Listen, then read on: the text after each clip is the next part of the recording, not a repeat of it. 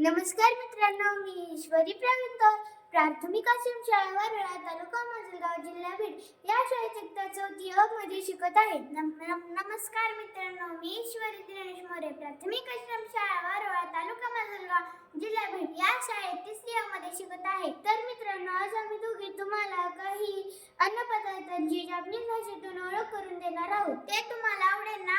हो, त्यांना खूप आवडेल. भात, गव्हाण, पाणी, मिरची, दूध, घेऊन येऊ, पोळी, पान, भाजी, रसाई, केळे, बनाना, फळ, फुटामुन, सफरचंद, रिंग, अंडे, टमागो, गरम, अतिसाई, थंड,